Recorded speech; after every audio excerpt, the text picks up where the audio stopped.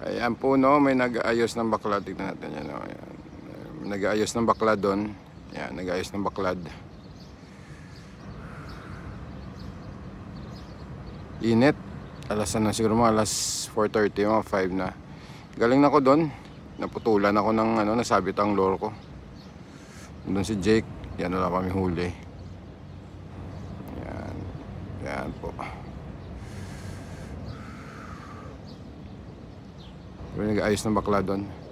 Punta ako maya. May medyo bumaba na yung tubig. Kanina medyo kano pa. Pero baba na yung tubig.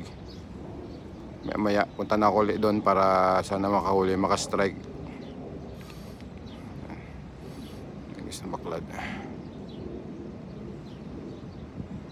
Fish cage kung sa ano pa. Baklad sa atin, fish cage yan. Yan.